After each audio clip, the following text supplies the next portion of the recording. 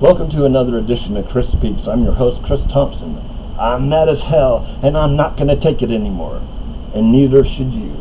Okay, so some of the headlines are Trump survives assassination attempt. Yes, everybody's talking about it, so I might as well talk about it too. Israel attacks refugee camp in Khan Yunis, which is in, I'm having trouble with this sometimes, Gaza. So in Gaza, in a place called Khan Yunis, they did an airstrike. Israel did an airstrike that killed at least 90 people. Some say 100. And then an Australian reporter was charged with is being charged for hate speech in Australia by the hate speech or whatever it is. I go into it more when I'll go into it more when I'm talking about well, it's some group called the Australian Zionist Federation. That sounds kind of cartoony and made up. Like, yes, it's a real organization. So they put charges up against this reporter just for linking to a speech of Hezbollah, as reporters like to get both sides of the story, and they're like saying that she's breaking some kind of, I don't know, like racial discrimination laws or something. Okay, well, let's get started here. We got this one. The first one is Trump survives an assassination attempt. As most of you know, there was an assassination attempt on Donald Trump's life, and on July 13th, this Saturday. It was July 13th on Saturday. It was lucky for Trump that the guy was a bad shot. It just barely grazed his ear.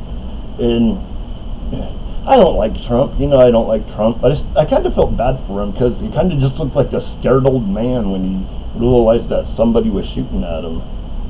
He's still a jerk, but even jerks deserve to live, man. We don't just kill people because we don't like them or we don't agree with their politics. That's not what this country's supposed to be like. I mean, come on, people. Stop trying to hurt everybody. Okay, so the gunman was 30-year-old Thomas Matthew Crook from, is it Crook or Crooks? I think it's Crook. From Bethel Park, Pennsylvania.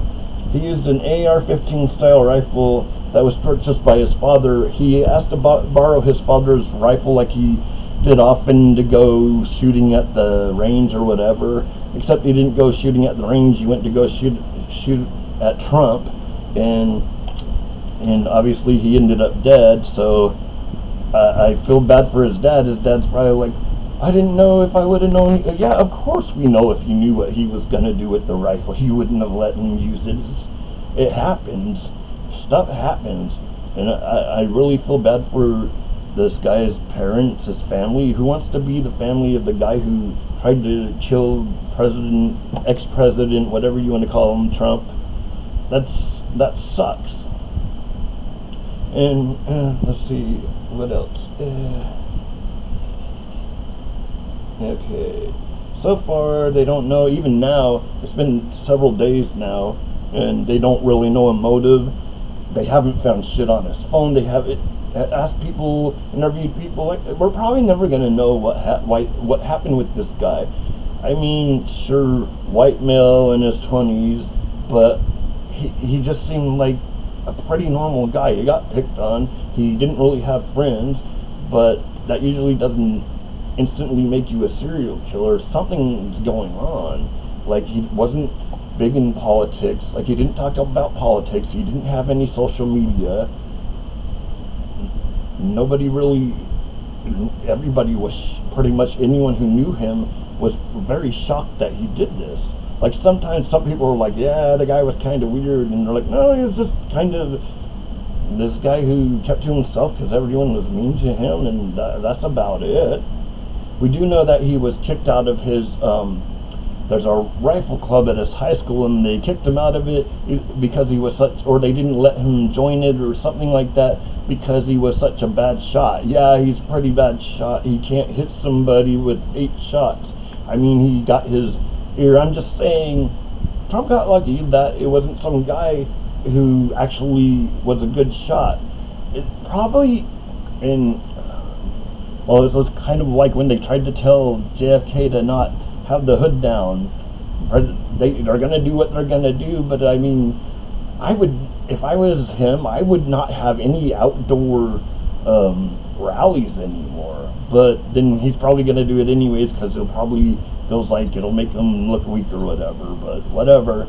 It's just outside. It's a lot harder to control things than it is when in a arena or whatever, convention center. Okay, I got that. Some of you might say, "Oh, Chris, why are you even talking about this? You don't like Trump." No, I despise the guy. He's a jerk. But first, it's journalism. Second, I mean, yeah, he's an asshole, but we don't go around killing every asshole we don't like. It's not what we do. That's not how this country is supposed to do things. That's not how you settle things. Why is everything is settling things with a fight or a gunshot or a stab wound, or like, what the hell? Why can't people just fucking get along, man? Like, seriously. Like, I wouldn't do anything like this. I wouldn't start violence because I don't like someone's politics. That's ridiculous. Yeah, just, he's an asshole, but just because he's an asshole doesn't mean he deserves to die. This kind of violence is just unacceptable, man. I mean, like, I think I had talked about this earlier, but it was actually kind of sad to see the footage. You see the fear on Trump's face. He just looks like an old, scared old man.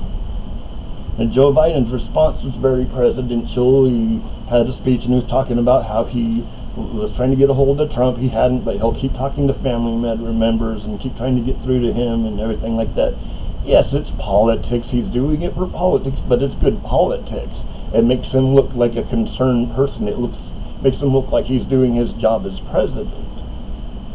Very good job, since he's been like, people are like, oh, Joe Biden doesn't have it together anymore. Well, he had it together enough to make a great speech about it, and about how I'm gonna talk to Trump, and we'll see how we're gonna go forward, like, about politics. But all it took was a couple of days and politics were back the same. I didn't hear Trump himself actually say anything, but there's all of Trump's people are claiming that it's Joe Biden, even though the guy was oh yeah, I think I forgot to tell you that he was a registered Republican. So Joe Biden had a registered Republican go try to assassinate. Yeah, Biden picked a dude who couldn't shoot worth the crap to assassinate Trump. That's dumb. You think if it was Biden that he couldn't get he could get the best money he could buy, man. He wouldn't get some weird kid that couldn't shoot worth the crap. I mean, come on. Nobody would hire somebody who was that bad of a shot. So the next thing is, while this was all going on this weekend and everybody's concerned about that, more stuff that you only hear about usually on independent media was going on. Israel, this weekend at some time, it was during, it was a makeshift mosque, and it was during noon prayers, and the Israelis have been there long enough to know a little bit about Islam, and to know that they do I don't know if it's through all Islam, but they know that the custom, they know the customs of the Palestinian people. They knew it was noon. They knew they'd be praying. They did it anyways, and they didn't even respond to it. They wouldn't respond to it, and you'll never hear anything about it until they can figure out, maybe in a couple of days when they figured out something to cover it up with, then they'll admit to it. This is just crazy. This is a horrendous violation of international humanitarian law. All our government does is lie for Israel and cover up Israel. Oh yeah, and they arm them too. They give them all the weapons to drop on the civilians too. I mean, They just simply ignore the fact that we're supporting a country militarily at that is using the weapons we're giving them to just destroy Gaza and to demolish things and kill tons and tons of people that don't deserve it. And I don't understand it. They just keep breaking international law constantly. They've done it forever and ever and ever. It's just now that anyone's even recognizing it. I guess it's sad that it had to get this bad for anyone to say anything about it. They won't do anything about it. They'll just pay lip service to it, because the UN's got to look good when history goes by and say, see, we said it was genocide. We didn't have any plan to deal with it, and never would deal with it. So, hey, it's just crazy. There's just no valid excuse. And the old Hamas was there, no one's buying that anymore. Okay, so then the main attack that happened this weekend that killed at least 90 people. Some are saying 100 people. They don't really know. There's still a lot of people under the rubble, and the civil defense force, who are the people that pull people out of the rubble and do all that stuff, find the bodies. They're being attacked and killed by the Israel strikes just as well. It's they're doing what they said they were going to do, and this is the whole thing. Why doesn't our government, why doesn't our news report the news the way it actually happens instead of making it up? They literally said they were going to make it uninhabitable, and that's exactly what they've done. They bragged about it on their own media. There's so much footage, TV footage, that's going to be used at the trial, at the whatever it's going to be, the new Nuremberg trial. Well, I think Nuremberg was something else. It's going to be the trials again. Like the German Nazi soldiers, when they ended up on trial for their war crimes, and Israel will too, because they are committing war crimes. And come on, think about it. 186,000 people have been killed in less than a year, and they're almost all civilians. Yeah, and Israel said, no, they're almost all, there's way more combatants. There's a third of them were combatants. No, they weren't. They don't even know that. How would they even know that? They make up their own numbers when it comes to, like, they never even know how many people they killed. It's actually the Ministry of Health, Gaza Ministry of Health, that gets the numbers, and they usually get the numbers from them. So how do they know? But most people, everybody else is saying they're killing mostly civilians. Yeah, because it's always close to 100 to 300 people that are killed. Well, we got 2 guys. No, not for the whole damn war. Not the whole war. You're going to do this the whole time, and you think people are that dumb? They said they were targeting Mohammed whatever. I don't know how to pronounce it. I've only read it. I haven't listened to things to actually hear how it's pronounced. Israel had claimed they killed him, and then they said they were pretty sure, and then Hamas kept saying, no, he's alive, and then Israel's like, well, what is it? There's no certainty that he's dead. Okay, you change your tune real quick. What was I gonna read? Right here. Regardless of what the excuse was, killing that many civilians just to kill 3 Hamas guys is unacceptable, and it's an unforgivable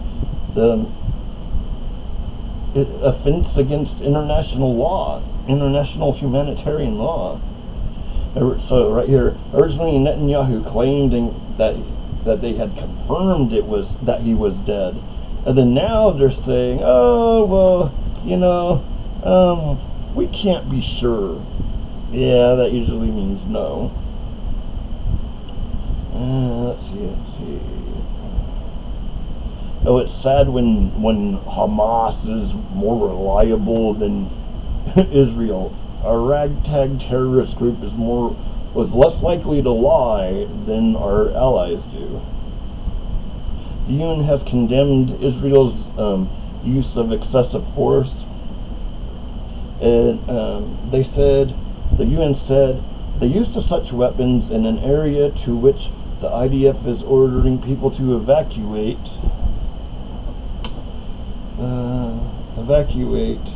to demonstrates a rampant disregard for the safety of civilians. Demonstrates a disregard for the safety of civilians, even if the Palestinian armed group members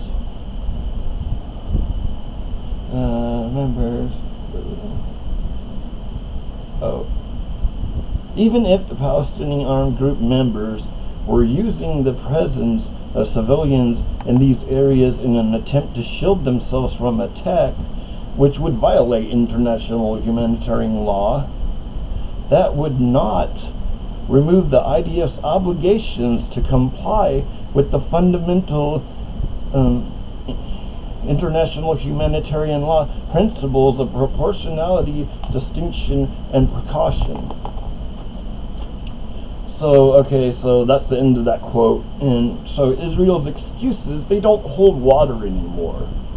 They don't hold water, and everybody knows they're committing war crimes and crimes against humanity. It's just a shame. So the next one and last story,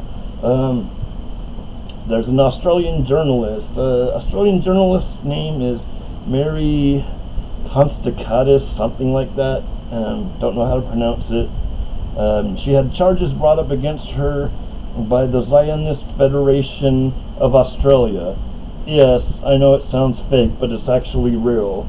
So it's because she linked to a speech by Hezbollah, and so they're like, oh, she's breaking these laws or whatever. So in July 2024, the Zionist Federation of Australia, sounds so fake, said it would file a complaint with the Australian Human Rights Commission alleging Constantidis breached racial discrimination laws. Obviously the charges are bogus. They're just trying to discredit her. They're doing this to make everyone, because it doesn't matter now. It doesn't matter if they don't win. It doesn't matter if they really don't have the evidence. They're trying to smear her name. They're trying to, like, that's crazy, man. Just because you don't fit you're not trying to report the same thing they're wanting you to report, they think they can screw your life up. It's crazy. Like, when does this ever happen that we can criticize our own government, but we can't criticize Israel's? We can't criticize the government of another country, but we can every other country but Israel. How does that make sense?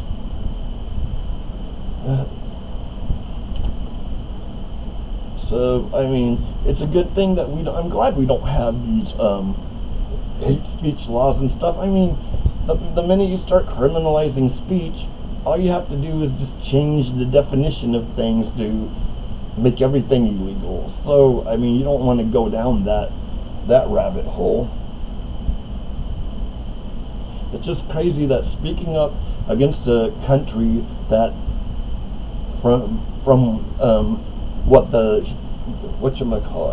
United Nations and the ICC, they've literally said this is like they might have not said literally said it, but they're basically saying this is a textbook example of genocide and it's wrong. And we're saying, look, this is what they're saying, and we don't think this is cool. And they're like, we hate you, and we're going to tell everyone you hate us, and that's you hate Jews or something, and that's why you keep believing the lies of the United Nations. Yeah, the United Nations they're not. grouping up against you. The United Nations hate us for no reason. Oh, the people, they're telling us that we shouldn't kill people. They hate us. How dare they say we can't kill people? I mean, come on. And that's what this is. It's genocide. Our country is, our politicians are giving money, weapons to Israel, mostly weapons to Israel, to basically keep partaking in what is a genocide. They've committed crimes against humanity. They've been accused, it's not even accused, like they pretty much went over all the evidence, and the United Nations says, yeah, they're committing crimes against humanity by using hunger as a weapon.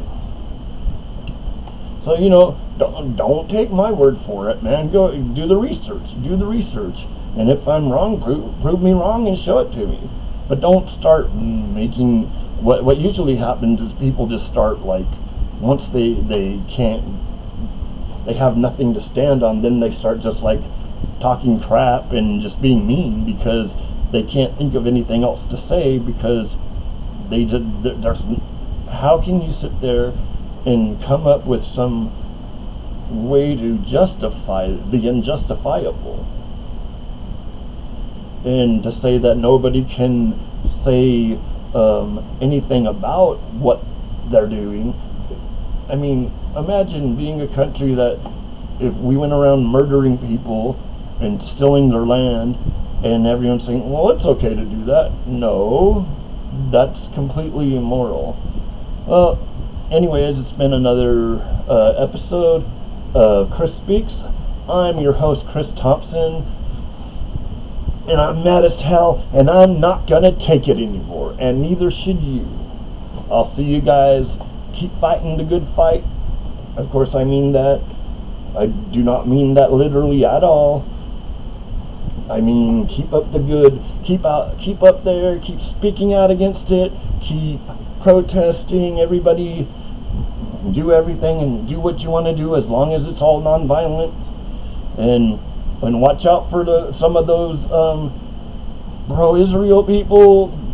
Yeah, not all of them. And I'm saying some, not of the crowds are. They're not all violent, but there's a lot of them that are violent. And part of the thing, a lot of them are also Trump supporters, so that gives you a good example. We know how the rabid Trump supporters always attack people with whether physically or with like mace and stuff like that. So if you're going to come on, protest, beware of the counter protesters, and just try to ignore them. I know they're going to yell a bunch of things, but that's what people do who can't really have a real conversation. They can't sit there and have a real conversation with anybody, so they just start screaming mean things at everybody. So keep up the good work. Come on, we need to work on, do whatever we can. I mean, obviously there's nothing I can really do about what's going on in Israel. The only thing I can do is, hey man, anybody, if you watch this, share it, I don't know, subscribe to it, but tell your friends about it, have them watch it. I don't know what my point is. Well, my point is like just, I don't know, spread the word. Listen to what I'm talking about, either show it to somebody or talk to somebody about it. I mean, come on, we got to do whatever we can do. If all I can do is sit here in my apartment and make these videos, so I guess that's what I'm going to do from now on. And I'm not going to stop talking about what's happening to Palestinians, and neither should you. Nobody should stop. We need to keep it going. We need to come on, man. We need at least we got to at least have one or two protests somewhere in this country a day. Keep it going daily. Keep those protests going. People who are involved in politics, who disagree with what's going on, what Israel is doing to the Palestinians, and disagree with the policy of arming people that are committing genocide. If you're out there and you're hearing me, do something. If you can do what you can do, do it. all non-violently. We're not like the idiot who tried to shoot Trump. Everything, if you can't do it without violence, then you just don't do it. So do what you can do. We can protest, we can be heard, and then, hey, and maybe if they want us to shut up, maybe they should stop. Well, I still won't stop talking about it, but I mean, the main thing that I want everyone's voice to be heard so loud that they just can't ignore it anymore, because we want them to hear that we are not cool with them sending money. They're sending billions and billions and billions of dollars of bombs for a country to commit genocide when they can't even take care of their own people. People are struggling to get by, and they're giving billions upon billions upon billions of dollars for people to commit war crimes, to commit crimes against humanity. We will not put up with it. We will keep talking, and we will keep talking. Kick us down, we'll get back up, and we'll keep talking. And that's all we can do. That's all I can do. All I can do is talk right now. This is all I can do. So I'm just going to keep doing it. This is the only voice I have. No one listens to my videos. I know that by now. Even my friends are getting tired of the Israel stuff. I know it. I'm sorry. It's just what's going on right now. I mean, truthfully, besides that, nothing's really interesting in our news lately but this. And I don't mean it, it's not like, oh, it's exciting because it's exciting to be part of something. And I wouldn't even call myself part of something. I'm not out there on the streets marching. Everyone else is doing all the work. I'm just yapping. But if this is what I can do, this is what I can do. Maybe one of the few people that are listening to this might get some ideas in their head. They might start looking up stuff that I've looked up and see what's going on and see about what we can do to be a part of it. I mean, hey, if anyone's listening and they really have some ideas, I want to get involved in the pro-Palestinian movement, not necessarily protesting. I mean, maybe organizing or something that I could do. And hey, I'd hand out flyers or whatever. Hell, I'd make the damn flyers for you. Just give me some ideas of what to do. I mean, I really want to be part of this. And so maybe some people out there that are part of it, and there is something I can do. It's something I just want to help, man. And and there's only so much I can do, only so much I can handle. Because I'm on disability, because I can't work, because I'm mentally ill. Hey, anybody, my friends who really know me, they know I have really struggled with mental illness all my life, but they also know I'm a really good person, and they know it's hard. It's hard that I can't handle stress, and that's the thing. And I'm letting you know. So if you can find something that's maybe, like, I don't know, that I can do every once in a while, I'll do at my own pace. Don't even have to pay me for it, man. I'm here just to be part of the scene. I just want to be part of this movement, and I'm really proud of you kids, man. Yeah, you're kids to me. All you 20-year-olds out there, you guys at the colleges doing all this stuff. I'm impressed, man. I'm impressed. Where were you guys when? Where were college students like you back in my Valley College days, man? Yeah, I tried to get people to protest the war in Afghanistan, and nobody would come. And I said, "Hey, I'll come with a sign by myself and protest myself if no one else does." And I stuck to my word, and I did it. Some of you might not even know that about me. Some of you, that's all you know about me. Just because I protested by myself for one war doesn't mean I'm some kind of like hippie or something. man, it was just something I believed in, and it was for the same reasons, man. It had, I remember it, when I really started getting into things and being against the war in Afghanistan, we were doing similar things to what Israel's doing, except we mostly were going after terrorists and stuff.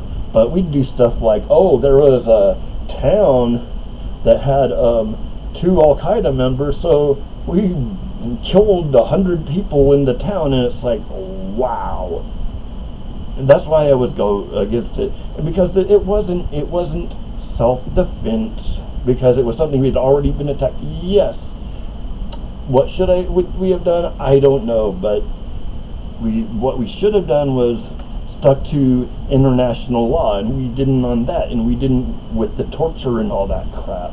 And then it's funny that the people who